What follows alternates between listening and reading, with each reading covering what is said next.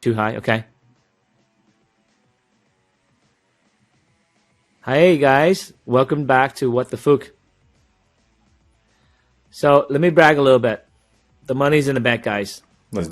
I'm not a single millionaire, but a double millionaire. I got the final wire yesterday. I'm looking at the account, through my wife. Actually, my wife looked at the account. I'm too important now to look at accounts. I have people now. You have people so that my look people at your tell accounts. me, my people tell me that in my account, the money was transferred properly. There are things I had to sign virtually doing DocuSign. But wow, to be a double millionaire, by the age of 46, in March 10th, my son's birthday yesterday was March 9th, Tyson. He was born on March 9th, 2011. And that is this year. It's year of the rabbit. Yeah. So we had a birthday party for him, and it was really super nice. But we're going to pay off our mortgage. He's going to have an ancestral home to basically not worry about. And he'll hopefully do more than I can, because that's the American dream come true. I mean, he's starting off at a different place. Yeah. So let me kind of go back to the first show of What the Phuc, right? That I think had how many views does that have? It has like 300 views, something like that, maybe 400. But that was actually pretty good. First one. But, that's the continuation of that story where I started out as a poor kid. I told you I was broke. I literally was broke. And literally I came to America as a refugee with my mom. And my mom escaped with my dad and my two brothers. So 5 of us escaped on a boat. We lived in Dorchester, where I still live right now. But we lived on the other side of Dorchester in a 3-family. In Boston, they have a 3-family situation for some of these housing units, and every floor, there's 3 floors, would have, let's say, 2 bedrooms or 3 bedrooms. And then during that time, we lived in one room of the 3 bedrooms, and the other families were living in the other room. So we were sharing basically 3 families, 1 family in each room with 1 bed. So 5 of us slept in that bed, and we grew up poor. And I worked, but my parents, they were teachers. My dad was a principal at a school in Vietnam, and he was in the South Vietnamese army, and so he's part of the South. So after the Vietnam War, the communists came in and basically took over, and basically all the people who helped the South, which was our family and many other families, tried to escape because we couldn't, we didn't really have much of a future there. And so for them, that's a true heroism, right? I can't match that. Literally, it's like life or death. Exactly. Like war. I was born in 1976 when the war ended. And not only your life or death, it's like it's you, your wife, your kids. Like this, man, the responsibility your father and your parents had was crazy. But that's not the only story. There's many stories in America of immigrants like that. Like my wife's, right? My wife's family was from China, and they escaped communism in China. Right, or and many people from Hong Kong, from Taiwan, from Philippines, from Laos. My friends from Laos, Cambodia. I have a lot of friends from Africa too. Some people from Europe. Europe is actually not perfect either, right? There's some parts like Yugoslavia and Russia and like Poland and like Ukraine. So the world is not a great place most of the time, 99% of the time, except if you're in America or if you're wealthy in a poor country. Yeah. Or like if you own land, for example, if you own a house in a poor country, you might be okay. But how about the other people who don't own land, right? So that's why it's so important for me to pay off this mortgage. Yeah. Because when you own a house, it's basically you escape part of the matrix. So the matrix is working for the man, going and grinding to go to school, to pay for the loans, to pay for the credit cards, to pay for the 1 week vacation, 2 weeks vacation you might have the entire year. But the other time you're slaving to pay off your house, to pay off your mortgage, to pay the college for the kids, to pay the car payments, to do the insurance, to do the healthcare, to do the electricity, to pay for the food. And there's so many expenses. It adds up to be several $1,000s. And you're like, oh my God, this is the rest of my life. And that was me like literally yesterday, right? Or the day before the whole wire came.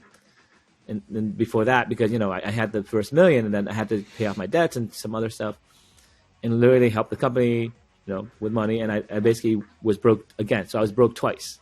I was broke at the beginning of the show, then I made the million, and then I was instantly broke again. But that's because I'm still hustling, man. Because I realized that in 2023, 1 million is not enough. You need 2 million. Shit, because for what? Inflation. Oh, because when I was growing up, $1 million was a lot of money, right? It was like you could buy a house for like $100,000 maybe. Like, so my house here, this house I'm filming out of, it was $150,000. How long ago though? But this house is probably worth like 900,000 to $1 million right now. Maybe $1 million, more than $1 million, maybe. If we fix it up, right? When did you buy it though? In Dorchester. Not like when, like how long ago? You've been living there for like your whole life, in 1990 something. Damn, that's like 30 years ago. Since I was in seventh grade, 6th grade, I was living here. So that was how I was. What? I'm 46. So when I was 12, probably. So for 34 years, I've been living here. So I'm a townie. I'm like exactly. The You've person seen who's not people supposed to escape. Like you grew up there and you die there and you try to make it there, but you never make it. That was me, man. Like, at the age of 45. Yeah, but I mean, like, there's other people that like they really like enjoy the place and you want to take care of it because you grew up there and you wanted to see it prosper. Absolutely. I mean, these are your roots. That's why, and also my wife's family's here. So yeah, you have nobody but your family. So home is where your people are. Does that make sense? That's why I never left here, because in Dorchester, there's also a lot of Vietnamese people. I have some friends. I have roots. But I also have my business here. And every time I have a business here, I'm stuck. And then I have another business and then I'm stuck. So I had like 5 businesses that made me stuck, because each business is like a baby. And the baby needs to grow. But now the baby can grow remotely. And that has been actually a huge help. And I've been able to relax more and enjoy more with my family. And I think this has been amazing. But it's also been strange, right? You don't build the relationships that you do normally with other people. And sometimes you build more or less. But ultimately, you don't know what people are thinking. There's a lot of guessing. Then you do Zoom and you feel good. But then you don't feel good the day after because you haven't seen them in a while. Maybe what are they still thinking? So it's kind of a wacky world, but I like it a lot better. It got super intense. Remember that? Yeah. Like, I used to walk around with vacation and do anything I want anywhere. Yeah. And I used to walk around with my daughter, like on the streets here, and people would look at you. They would stare you down from their balconies, like as if you were the one causing all the deaths and all. It's just your fault. So all the reunions and the lack of like actual like social interaction was like really weird. I'm happy we're over that though. Yeah. So I wonder what it's like to basically be a millionaire before COVID. And a millionaire after COVID. But right now, after COVID, no one's like coming and asking me for money. I don't have many friends anyway, but also interacting and stuff. Like there's some interaction, but I feel like there's a lot less interaction than before. We had birthday parties every weekend. I think people are going to ramp it up slowly, but also like just so I don't forget to talk about this. Okay. Yes. It's very important that I say this. So you know how people say that money doesn't buy happiness? Yeah. And when I was poor, I said only rich people thought that, because money does buy happiness. And now that I've actually got money, I will confirm that I was right. That the only people who are stupid enough to say that money doesn't buy happiness are the people with money. Shut the heck up. If you're poor and you grew up poor, money does buy happiness. Period. Okay, I am living. It solves like 90% I was not happy of your problems until now. I'm like, okay, now I have no worries. Because even if the company fails, Phuc Labs fails, I have a legacy for my kids, and I'll be taken care of, and I can keep going. That's the thing I'm not worried about, because I'm not dead. I'm basically immortal at this point, right, Roberto? Right? Me and you. Oh yeah. We can do stuff. Or I can do something on my own, but I get to go and live my dreams for the rest of my life because I can fund it, right? Because I have all the specific knowledge. So specific knowledge I stole from somebody. I forget his name, but he basically coined the word. But when you do a lot of stuff that's really, really, really repetitive, but something you can do over and over again, that's specific knowledge. So, for example, I go into a room and someone says, "Hey, does anyone know how to fix this person. They had a heart attack. That's specific knowledge. That's a doctor. The doctor can bring it to knowledge and go ahead and fix that immediately, right? Oh, can anyone go in here and code this thing? Oh, I can go ahead and do that, right? Can anyone do this, this, and this? So I believe that the main thing that you have to do is, instead of paying people to do stuff for you in this world, you have to learn that technology can replace people in this world. So I was watching a Chat GPT video. I'm learning how to do prompting. But there is a new job now where all you have to do is prompt an AI, and they will pay you $175,000 to $350,000 a year to do that. Because what you are doing is you're replacing an engineer. So let's say I have a coder, right? Yeah. I have a coder, and I say, hey, I'd like to give you an assignment. Mm-hmm. It's amazing. You can say, hey, I'd like to give you an assignment, Chat GPT. And Chat GPT will give you the code back as if you had signed it to a junior engineer, and the junior engineer took 3 days to do it. And the quality back is just as good. Oh. Just as good as a junior engineer. And then obviously there's some adaptations you have to do, but generally you can take it and compile it and run it and actually have it work. It's amazing. So for example, it gives you a solid base. I used to have a job where I would say on Upwork, hey, go to this website, download all this data because I'd like to screen scrape it. Mm-hmm. Does that make sense? Yeah. So I would say, go to this URL, and download all the list of doctors because I'd like to email and I'll get all their emails. And then make it into an Excel spreadsheet for me. Okay? Now, that code, I would hire someone to do. And how much would you think it would cost? Man, I think we actually put out that work. Remember? Like, we hired that Indian guy. Right. So maybe like a couple $100. $500? $200?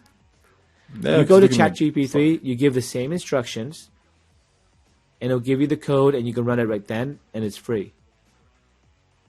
For now, yeah. That's what you're competing with. So the prompter, their job is to create the correct series of prompts, a series of instructions, so that Chat GPT can give you the directions back. So it's actually key to say the W's, like for anything, right? What, when, who, why, where. Where. So you have to prompt correctly. Or who, right? So who would be from a point of view of a coder, who, produce some code, what, where, in Python, right?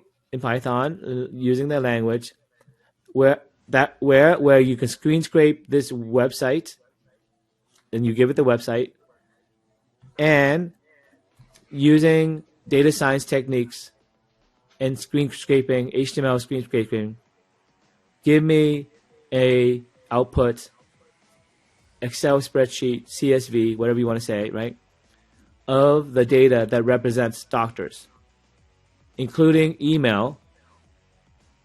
And then basically that's the prompt. Someone gets paid to think of that. The thing I just said, someone gets paid to think of that line. They can even say it, and they don't even have to type it because they have basically the automation to do basically voice recognition. And then back comes some code in Python that they can just copy, paste, and then run and see if it works. Now, if it doesn't work, they may have to adapt it a little bit to make it work. Maybe like a 5-minute exercise, hopefully. Yeah, exactly. It's better because you probably have to do that with a junior coder anyway. Exactly. You just have to review the work. It's pretty good, and like it gives you like a solid base that you can improve on. Exactly. So you can basically go and say, "What the Phuc podcast sucks. No one's watching the show." Who, from the point of view of a YouTube producer who is successful instead of us, create a new format for the show that will be attractive to YouTube viewers and make it viral. You could say something like that, and I wonder what it would say back to us. I'd like to try that one day. Okay, so that we should do that, Roberto, right? But that's the future we live in, and that's part of what I do, right? So I also do AI, but not for chat. Imagine that revolution, but for sorting things in the universe. For example, all the copper, all the gold, all the platinum, all the lithium, all the things that we need for the energy future, or any future, period, right? To build things, we can recycle completely using AI. So AI is going to take over the world in ways we never thought of. But the way you can think about it is, I'm wearing my mage kind of mage uniform, right? We got the little hoodie here, right? Is you can think of it as magic. And magic applies to everything in the universe. Because what is magic? So what do you think magic is, Roberto? It's just information that we don't understand yet. It's information.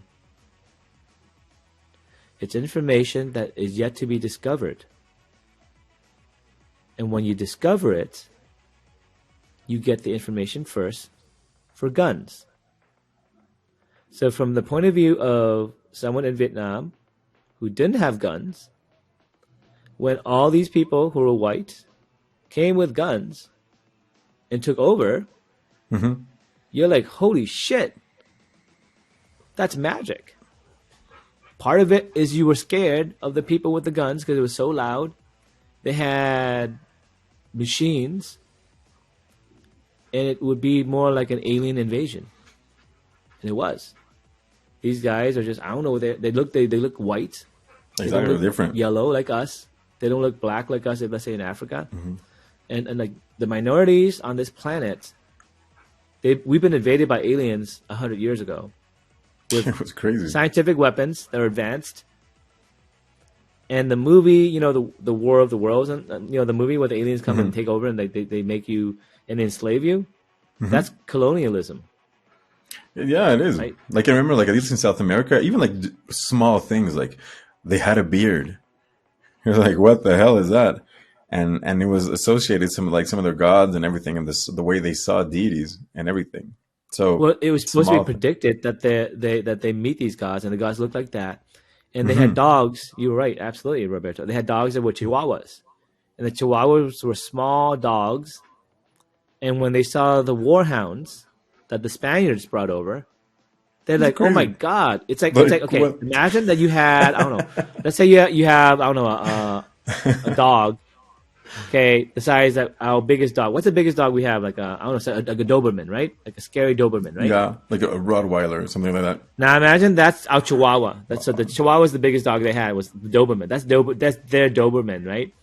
And then compared to a Chihuahua, the war dog is what? 20 times bigger? Yeah, pretty much. And it's ready. So you imagine a Doberman 20 times bigger, and they're riding the Doberman, let's say. They're riding the Doberman is that big, and they're attacking you with a Doberman the size of a elephant. Now, they had weapons. They had weapons that could shoot far away, farther than your arrows, farther than your spears. They had things that were they had like lightsabers. Because you know what lightsabers would do? When you use a lightsaber against a sword, what would it do? It would just slice through it, like, the sword, no problem. Yeah. So they had steel. No problem. So when they had steel, we went our wood spear and all that stuff, maybe our brass, whatever we had. We didn't have all the amazing weapons they had. And by the way, they had strategic strategy, right? They had cannons shoot ahead with artillery, and they had better strategies than we never thought of.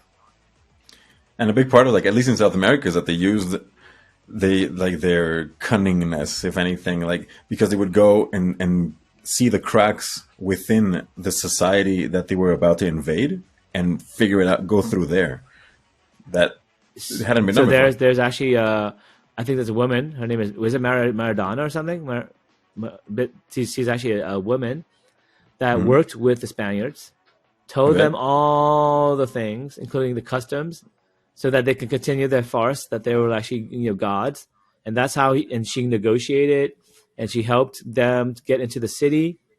And once they got to the city with the big leader, because the big leader is like they had millions of people who could have killed these Spaniards because these Spaniards were outnumbered like crazy, right? And they knew they were coming, but they allowed them to come because they thought they were gods. They thought they were. It's almost like you have these aliens come on your planet, and then they come with these warhounds and these spaceships and all that. And I wonder if they're delegation for peace or for war, but let's bring them to Washington D.C. and let's have a discussion. So these guys, these Spaniards, were allowed to go to Washington D.C., have a discussion, and they kidnapped the president and held him hostage. Okay, that's literally what happened. Literally, the Spaniards kidnapped the head king, held him hostage, and said, "I'm going to kill the king unless you back off, and then you have to cede this land to us and all this blah blah blah blah blah blah blah." Right? And so for years they had the king as hostage. And they lied and cheated and all kinds, and here at least people were very honest. And I remember there was this guy here called Atahualpa, and he told them just get your stuff, don't kill anybody else, let me go, and I'll fill up a room. And it was a massive room. It was up until this height, and he just showed it with gold, and you guys can go. And he did, and then all these Spaniards killed him anyways. Exactly. Mm-hmm. And the woman that caused all this, her name, you might want to look it up, but I think Maradona, something. I thought it was an M something, right? Okay. But that name is cursed in that area because she's the traitor who just gave them knowledge. Okay? So imagine you come to this planet, you have aliens come to this planet, and then you have a collaborator help the aliens find out that they should kidnap the president, and here's where they should go. And here's how they should act. Hey, play cool, guys. I'm going to pretend that I'm an ambassador for you guys, and that we want to meet the presidents for hugs and kisses and tea and shit like that, and talk how we can work together. And then you kidnap him, and then for a while, and guess why she did that? Because the king wasn't so nice. Because back then, back in all those lands, they weren't nice people. These people were murderers. They were conquerors. They were tribe leaders that took out other tribe leaders and then made slaves out of them. Other stuff. So it wasn't a really nice society necessarily. I'm not sure of all the facts. Yeah, different times. But it's basically the main thing is now it's happening right now too, in front of us. I saw I've been looking deeper into evidence, and there was some evidence that someone presented. All the science community is going after this UFO thing now. Okay. And they're taking it very seriously. So another mounting evidence is in 1950 something, I think 1957, 1950. There was a photographic plate of the the camera looking at space, the astronomical data, right? The astronomical plate. There, they saw 9 stars that were not there 30 minutes ago. And then they were not there 30 minutes later. But they were clearly 9 stars. And then back then, this is before Sputnik. Okay. This is before we launched anything in space. So it's not a satellite that we launched in space. Yeah, we didn't have those capabilities yet. But it was going around the Earth or flying around. And I believe that those 9 stars are basically spaceships from 1950 something that we saw. And she's a scientist. She published it. And she's basically going to find other evidence. But basically the U.S., they already know. I think not all of them, but components of them know. But they're starting to get the scientific community, basically they're getting funding. They're getting funding from regular people like us, not the government. And they're actually looking deeper. And they also, I saw yesterday, a couple of days ago, not only is there the Mosso orb, you know about the Mosso orb, right? I've been looking at them, but some of them clearly some weather stuff they put in the ocean, and other ones were really, the Mosso orb was from the Musso during the war when they were bombing Musso and Iraq, right? Mosso, right? Whatever you want to pronounce it, right? So they were not definitely water balloons during a war zone.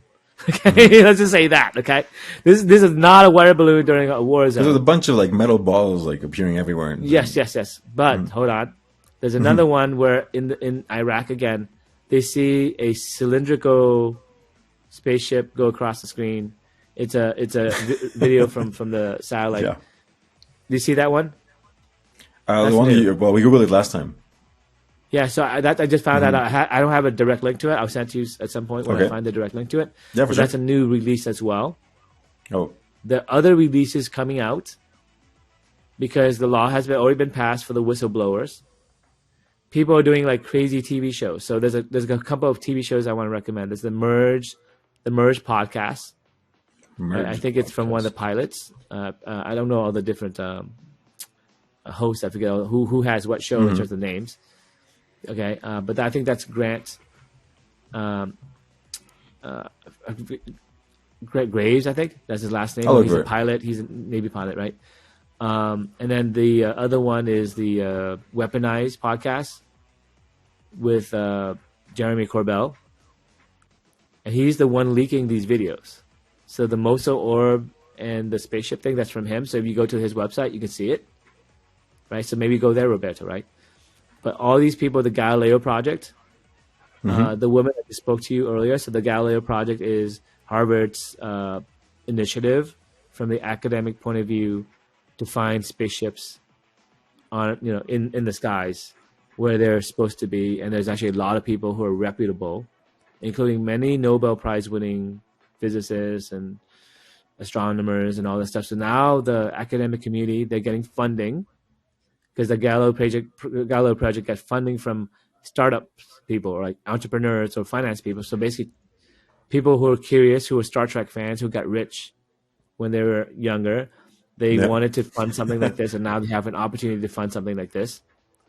And we're in the precipice of seeing the white guys come with guns and boats and airplanes and take over our country. Or we're actually entering the realm of Star Trek, where we're joining the Galactic Federation. It's an organized system. There's been a slow leak of information through the years, through TV shows, through books, through encounters, through spaceships that supposedly landed because they crashed, where they don't usually crash. They may be given to us, but it makes it look like a crash. Maybe. Or maybe it was a crash. Maybe someone did shoot at it and there was an accident. I don't know. But I think there's some combination of maybe one or both. But something's happening where now we've reached the spiritual awareness as a planet, where you can look at YouTube. There are a lot of people getting channels, getting telepathic thoughts, blah, blah, blah, blah, blah. Because all this is coming to a crescendo, like I said, this year, where we start to learn. And I think Year of the Dragons next year. It could be next year where like the big thing happens. But I believe that this is the beginning of something great, not something bad, where it's not like, the French took Vietnam, or all these people, the Spaniards took South America. Exactly. I believe Let's hope history. it's not warfare that we're going to be entering, let's say. I really hope so. But I mean, like, I feel like at some point, like right now we already have something very established within our Earth of elites and whatnot, and the 1% and the 1% of the 1%. And if anything, I don't think they would want the situation to change. So that's like my only like conflict they that I don't, can because see. they've been helping people who deserve help. Okay.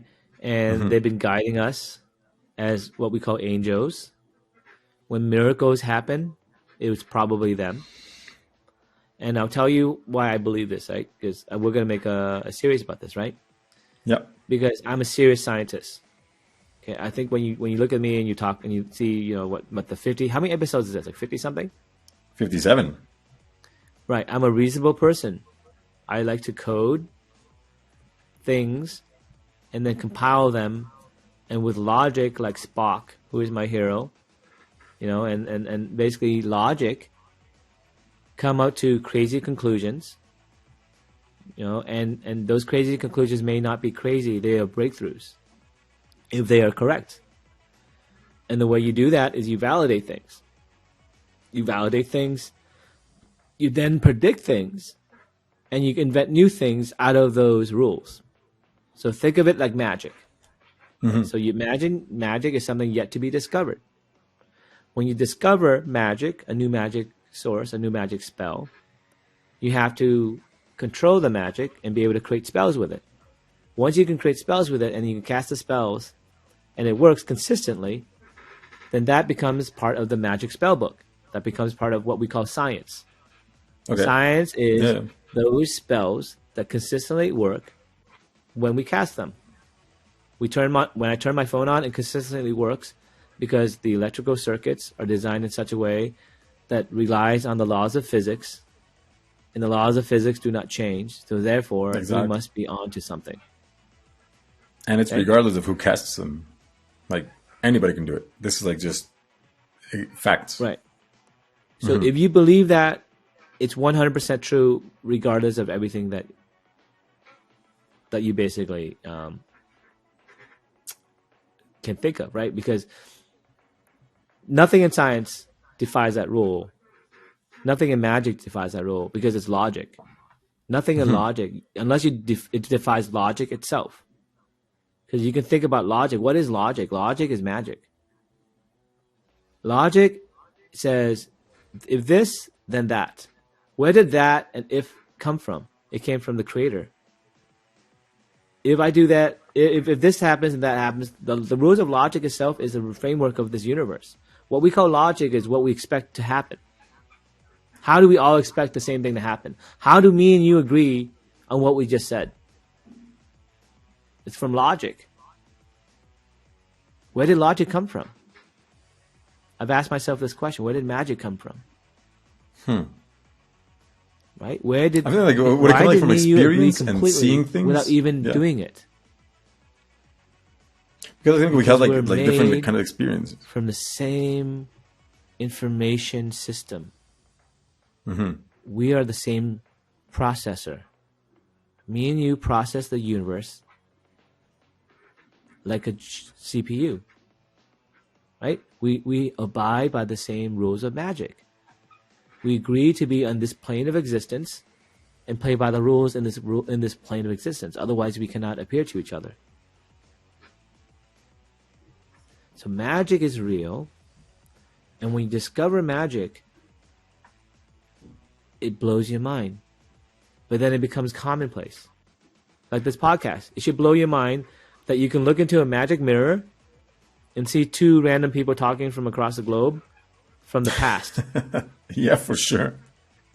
It is crazy when you actually like break it down. Like, yeah. Not just the present. Like, let's say you had no technology and you were born, let's say even 200 years ago.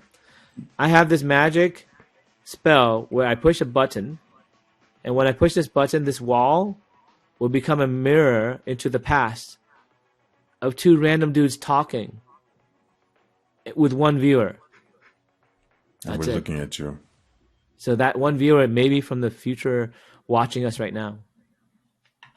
Yeah, more than one. What are you talking about? By definition, that's what a recording is, right? Recording is you save something from the past, and then you can play it for someone in the present. Is that freaking possible from logic? If you didn't know how it worked, no, that's magic. Right? Yeah, no. That's a memory. You're playing a memory. I'm going to have a spell where I can play a memory in front of you. This is a memory of what happened. It's a magic spell where I conjure a view into what happened in the past. Yeah, these people existed and they were talking about this specific subject that you're inquiring about right now. And then let's say I get stranded on a planet. I have my iPhone of the videos that I have that I downloaded and the music. And I land into the medieval times, King Arthur. And then there's a fake Merlin who's doing fake, tricks. And I come with my wand, my magic wand, my iPhone. And I say, look, I'm the real mage here. I'd like you to see this magic mirror, this magic wand, where I can show you the past. And all these photos and videos of the past. So he just plays videos of his kids. Or plays videos of like Disneyland. And they're like, what's that? That's the castle where I came from. And those fireworks, that's my magic fireballs that my land has. Yeah. And the kids here, those things that they're wearing, those are magic clothes that we conjured using machines. And they're like, oh my God, what are machines? Like, machines are magic creatures that we create, that create things for us and obey us no matter what. And they're like, oh my God. And they're like, and so basically, you could trick them into thinking that you're a mage. And then you say, hey, by the way, who is your band here? And the band will come and play some music. And it'll be some random, guy with a violin or an orchestra or something. Yeah. They'll play something. And they're like, okay, King, as a magician, I will give you a gift of rock and roll. I will play you magical sounds you've never heard before. Exactly. And then you hit play on your Spotify playlist that you've downloaded to your phone. Oh, yeah. And you play rock and roll for the first time. And everyone will be blown away. And it'll be like Back to the Future. You ever seen Back to the Future? Of course. Like, where Michael J. Fox plays like rock and roll, right? Yeah, like, okay, look. And then they love it. What is he called? Johnny Be Good. Johnny Be Good. So you can basically do that and literally do the Back to the Future thing, and they'll be like, my God, this guy's a god. Blow everybody's mind. For the rest of your life, you will be worshipped. And you don't have to work at all. You'll be rich. And you don't have to do anything at all. Just play music on the Spotify's playlist for the crowd, and they'll be like, oh my God. and then you better be figuring out a way of how to charge your phone again. Yeah. So basically, that's what happens when you discover something new. That's on a different planet. What if you discover something new on this planet? It's the same experience. You show someone, it blows your mind. So 3 years ago, right, when I had this idea for the vision valve, right, for Phuc Labs. Yep. When I went into the demo the first time, where like my engineer had built it and I had we had basically made it work, and we had to turn it on the first time, it looked like magic to me. It blew my mind. And I had a mental note, remember this moment, because when other people see it, you're going to forget because it's going to look boring to you. Well, of course it works. But there are at least 10 moments where I went from like never seeing an iPhone in my life in medieval times to then now I work on it every day for 3 years. I find it boring. Not boring, but I find it, okay, this is obviously this works. It's common for you. Of course, that's a YouTube thing. It's not boring. It's amazing, but it's commonplace. That's a better word. It's a day at the office. Like, it is what it is. Like, oh yeah, so the world hasn't caught up to what we're doing. But in terms of that, I'll give you an update. So on March 20th, the 10 days. Big VC will vote to see if they want to basically give us a term sheet.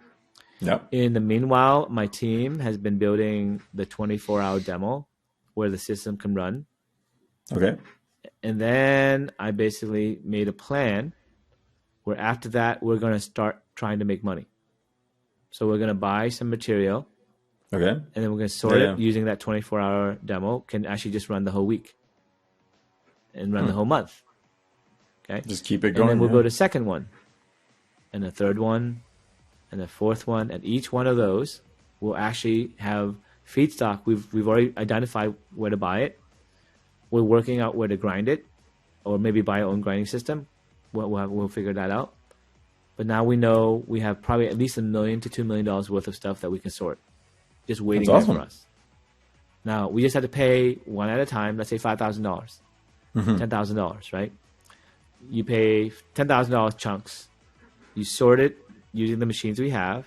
Yeah. Maybe it takes a long time. Maybe it takes a whole month to do $10,000 worth. We're using one machine. But now you have a second machine. Now you scale it. Third machine, whatever the number is, maybe it's a couple $100 per machine. I actually don't remember all the math. But the goal was we want to create a system where revenue is on. Meaning it's no longer a lab experiment.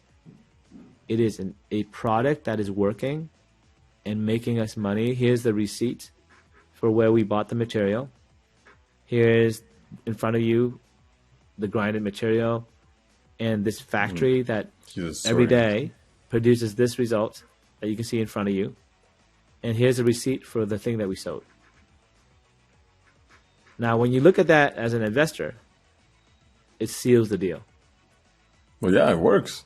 It works. And by the way, I have $1 million. I can pay off my house. And I can also, invest myself if I need to, right? But I don't want to. I want really good people to help me. Well, that's what you did the first time, though. But this plan is so tight now. It took us 2.5 years, frankly, right? where Yeah, pretty we, much. the first year, we were just trying to figure out the technology, where to make money. Then we started identifying where to make money. This last year has been fundraising hell, where we went into the VC zombie apocalypse, where It the got entire weird, stock man. market crashed 33%, 35%. Nobody wants to invest anymore. Inflation's crazy. No. The housing market's Everybody's terrible. scared, man. Mortgage rates are Yeah. high. Interest rates are high. Blah blah blah. And so, despite that, we're very close to getting 2 investors. So if we do the 24-hour demo, that's successful, then that one investor, the super angel, will invest. The vote on the 20th will be the other investor. We have 2 chances. Remember I said there's 3 chances, right? Yeah. And then the third one actually helped me, personally become a millionaire again. So that did work out. So, of the three targets, one of the targets helped me, indirectly and directly. Actually, he bought some of my shares, become a millionaire again personally, right? And also give me the capacity to maybe, help a small amount, but not much. I pay off my mortgage and take care of all my stuff. My wife is actually starting a Kumon business. Yeah. Yeah. Yeah. Which How's that my going? kids are doing. So now she can help with the income there. And if we can fund this ourselves as much as we can, I'd like to keep more of the equity, frankly, right? And so with this new plan, if we raise $3 million, that's plenty. Because I don't even think we need $3 million. I think we need like $1 million. And so I have $1 million. I'm not going to use that $1 million, obviously, but I think if these 2 people, if these 2 big fish, if they don't say yes, I'm just going to raise $1 million or $500,000 from someone small. Yeah. Because I can prove that every month, here's a receipt of how much we made. And every month, all we have to do is buy more shit, buy more stuff, and then build more machines. And I need the money to build more stuff, build more machines, buy more stuff. If you give me the money, I have this fire. It's running right in front of you. There's a fire that's blazing. The fire makes 5,000, whatever the number is a month, 10,000 a month. And if you give me more fuel, it can burn. It'll become like crypto. You know how the crypto market went from 0 to what? When did crypto start? I'm not sure, actually. Let's check it out. Probably really in earnest, maybe 5 years ago. But it did start 10 years ago, but it blew up like crazy, and now it's $1 trillion. 2009, man. 2009. So now it's 15 years. It took a while. It took about 5-10 years to really, really get going. But once it get going, it took us a couple years to get going. But once it got going, it blew up. But it's fake coins. You're mining fake coins. Okay? In this case, we're mining real coins. Real coins. The real coins we could sell to help society with an invention, a new magic spell, a new discovery, that information itself can be harnessed to reverse entropy. That information is the third force of nature. According to Maxwell's demon, according to me, according to, I'm sure, other scientists who may agree with me, information exists. It needs to be a fundamental part of physics. It's not a byproduct. In fact, information is what God gave us. God itself is logic. God created logic, information, the framework for our information. God, whoever itself is, I'll call it it, right? Yeah. Also created us, gave us randomness. Gave us randomness in the form of pi and the prime numbers. And we are harnessing the power of information here from the demon. The demon in this case, Maxwell's demon, is the vision valve. The vision valve is the implementation of Maxwell's demon, where AI is the demon. The AI is a magic spell that did not exist.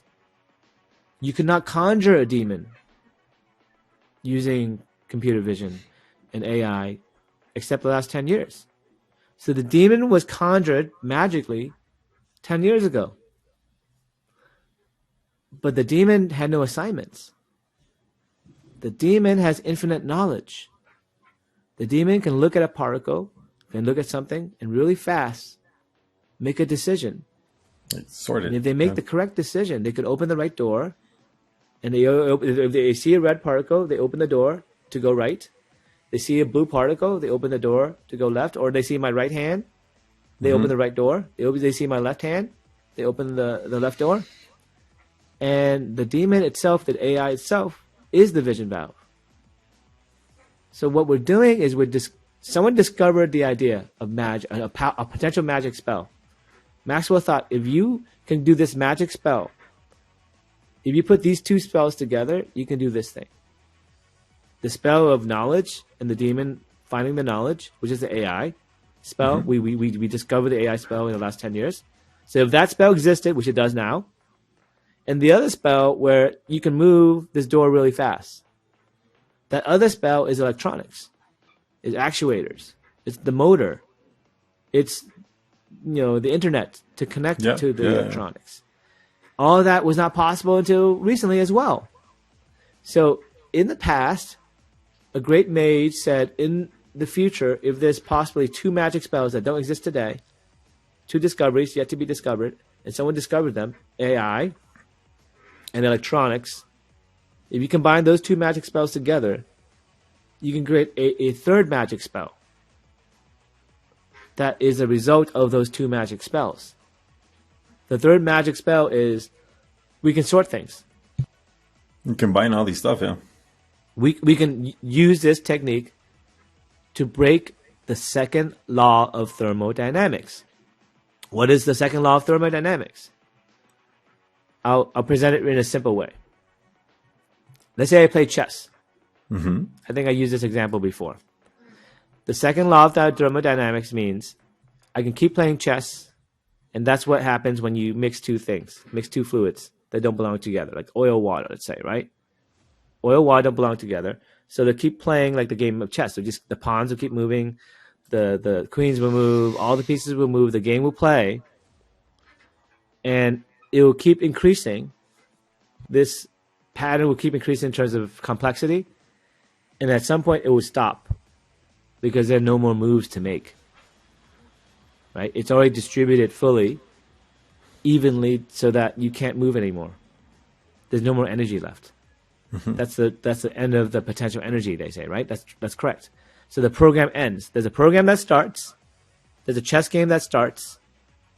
And when you hit play on the chess game, it ends. So imagine it's a computer program where you hit play and the chess game plays. That's when molecules mix with each other, right? And that's increasing entropy. And some people call it the heat death of the universe. The heat death of the universe means at some point it'll keep mixing and mixing and mixing and mixing, and then the universe itself will die because it'll be a cold, barren place with no energy left. All the potential energy is gone. All the programs have run. All the moves have run. Okay? Something to look forward to. Let me ask you a question. When you're done with the game of chess, can you reset the game of chess and play it again? Of course you can. How easy is that? Yeah, it's fairly simple. Takes a little bit. You have to know where the pieces go, and that's it. That's Maxwell's demon in a nutshell. Maxwell is like me. He's like, well, I played chess before, but it takes me 2 seconds to reset the game. So what does that mean? Does it take you 2 seconds? Is that a good statement to say, Roberto? It takes you a lot less time. And to actually play it. Yeah. Yeah, you can move the pieces back really quickly, right? Yeah. So would that mean that you use less energy? Yeah, you use way less energy. So you use less energy to move it back.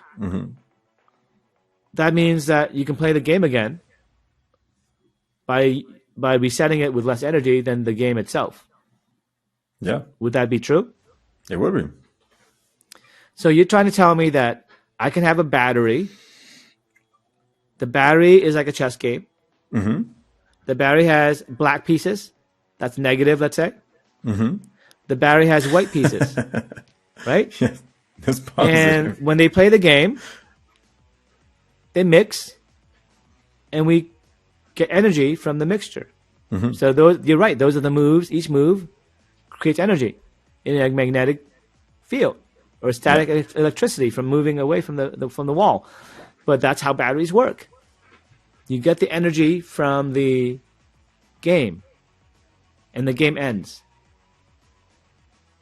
And then when you recharge the battery, you have to use the laws of matter and energy. You have to use electricity. to recharge the battery, right? Yep. But I just said there's a third way, using information. We use information to reset the chess pieces with less energy. Information itself can be reset to the beginning of the game. In other words, the battery can be reset using the vision valve. The battery can be reset using the vision valve or Maxwell's demon. Mm-hmm. And now you create an infinite loop. An infinite loop where there's information leak. What's information that's leaking? Potential energy. You're getting more potential energy out of the universe. Yeah. Then Each time you loop, yeah, the potential energy is the resetting of the battery. So you have more energy at the end of the game than at the beginning of the game, and it goes on forever, and that's infinite energy. But what happens with that surplus, though? I'm like, it doesn't end. It's an infinite loop of potential energy that never ends, and it beats fusion. It beats solar power. It beats wind power, because all those things use matter and energy. okay, This concept uses information. It's a battle between the battery, which is matter and energy, versus information.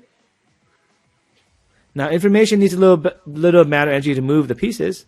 Right? I need some energy to move the pieces back. The chess pieces, I have to move it back physically, so I have to spend some energy. Also, some energy to think and move, and know what's happening. I have to see, right, and have to calculate all the moves to go back to the spot where they belong. But it should be less, right? The vision valve should cost less energy to run than the resetting of the battery. That is Maxwell's demon. That's why it's so important as a physics theory. And we have the device that will lead to infinite energy. I'm not kidding. That's the next step. Once we make billions and trillions on this device that can sort anything in the universe using information, again, the theory is this is not just a regular device. This device uses the third force of nature, information itself, AI, a demon, wherever you want to call it, new magic. These two magic spells together become a third magic spell that defy the laws of physics. The great James Maxwell pondered his entire life, and he never got to try it. Oh, he was born a few centuries too soon, though. We built it at Phuc Labs. That's why, even though I have $2 million in my bank right now, or not $1 million in my bank right now, but I'm worth more than that because I still have stock left, right?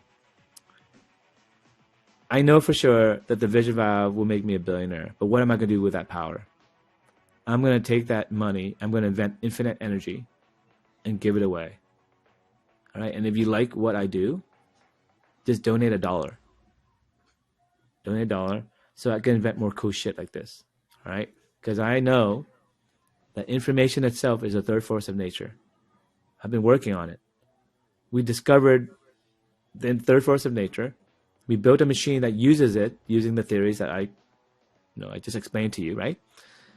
And the next step is after we get funding and after we do all the stuff to save the planet, we're going to create a future of infinite energy using the power of the mind, of information itself. You can cast a spell where you start a chain reaction where you leak, not heat, right? That's what fusion releases. It releases heat, or releases a magnetic field, or it releases something that is matter and energy. In this case, we're going to leak information itself, which is safe. What is information? Information is me knowing I can drop this pen right here I'm holding. I have the information to drop this pen. If I drop this pen, there's potential energy. There's potential for it to fall because of gravity. Right? So information itself can be used as an engineering tool, not just a physics theory. And that's what we're doing at Phuc Labs.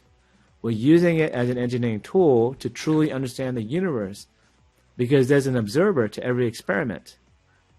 everything you do requires the programmer to run the program. People have been designing programs, but they forget who's going to run the program, because that's information.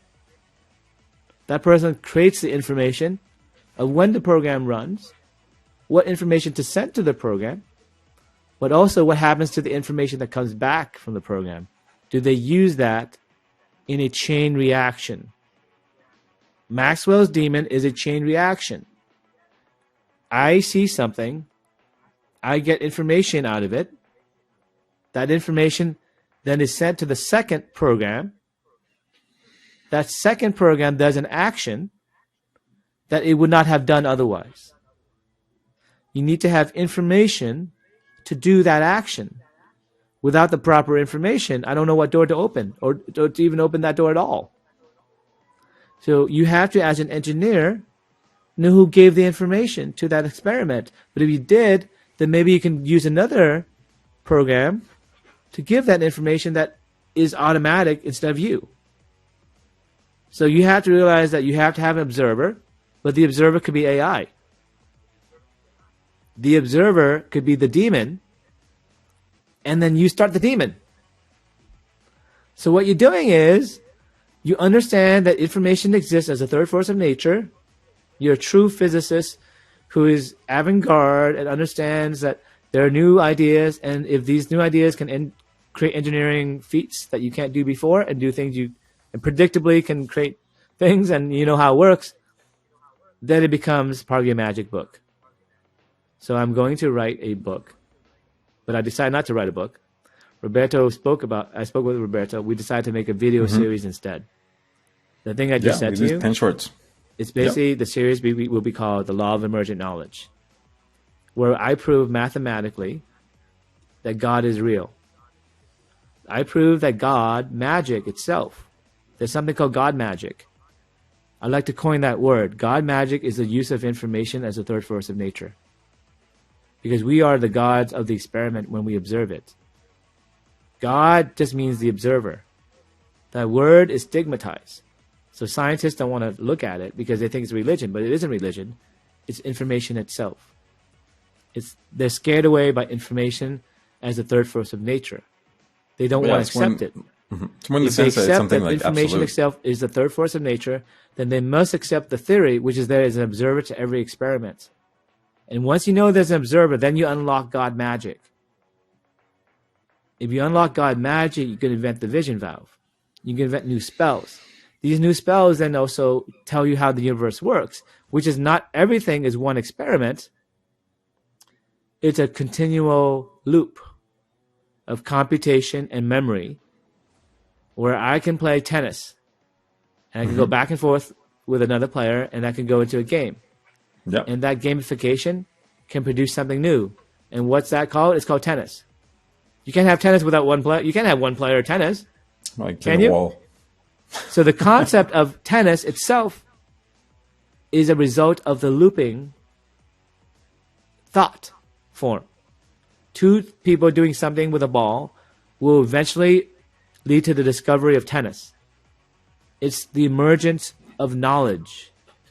The law of emergent knowledge states that if you do things in a loop and you have memory, what's the memory here? The memory is the ball. Where's the ball? It's here. I remember where I'm going to be at all times when you play the game. And the memory is the ball, but shared by two players. Two players who are gods in their universe. Right? They're both observers in their universe. So there's two perspectives, like Einstein said. It's relativity, the law of relativity. I'm just extending Einstein's theory of relativity to potential energy, but also to perspectives of information. Because Einstein said that light is relative. What is light? Light is information itself. When you see things, it's light. So when it's relative, that means you have relative light, relative information. If information is potential energy, then you have relative potential energy as well. That is a result of this theory. This is the new part. The new part is the theory of relative potential energy. Einstein had the theory of relativity. See, in one of the episodes, Roberto, we're going to talk about my theory of relative potential energy, relative information. And let me end with this story. Ooh. Here's how you can use information to defy the laws of physics. How? Einstein had a story of the twins. These twins live on planet Earth. Now, when you go in a spaceship, one of them is an astronaut, and you go the speed of light, you actually age slower than the twin on Earth. So, for example, in Einstein's story, the twin on Earth will, let's say, age 10 years during a journey, and then the astronaut that lands will age only 5 years when they come back. That's basically the paradigm that Einstein ended with. But if you knew information, you can continue the story and say it this way. The twin that goes as an astronaut launches, let's say this year. And 1 year into the journey, they find out they have cancer. They have terminal cancer, and they take a MRI scan, and they send it to Earth to the twin brother and say, brother, I'm sorry, I have terminal cancer. I think I was got some gamma rays, some radiation hit the ship, and I believe everyone on the ship, including me, we're going to die. Here's my MRI. Shit. The twin on Earth Twist. looks at the MRI, and then 10 years later, the astronaut comes back. The astronaut comes back, and he's aged 5 years. And he says, we found out some more about the cancer. It looks like it's an 8-year death. I'm probably going to die in 8 years. And I think we can find a cure, but the cure is probably going to take like 9 years. But sorry, I'm probably going to get 3 years to live because I've only aged 5 years. I have 3 years until I die. And then his twin brother says to him, man, you're so over dramatic. You've always been over dramatic. Here, just take this. And he hands the brother a vial. And he says, what's this? He's like, this is the cure that took me 9 years to make. It took us 9 years on Earth to make this cure. I saw your MRI. We barely got it in time. You just landed. Because 1 year into the experiment, we received your signal. I got the information you sent me. You used the power of information to give me information. And then now I'm giving you the cure for your cancer. So the entire, spaceship crew, they cheer and they drink the cure. That is from the future. This cure that they drank took 10 years to develop. It's a cure from the future that they're drinking after aging 5 years, and they're defying their own death. Not only did you defy the heat death of the universe, you defied your own death using information. And you did not break the laws of physics. No. This is the laws of physics. And this is what the Phuc. Thank you, guys. That's going to be part of my book. That's going to be no book, video series. Yes. There's going to be more anecdotes like that. But basic information itself is more than you think it is. It is truly spell casting. It is magic itself. It's what created the universe. And that's what God gave us. See you guys next time. Take care.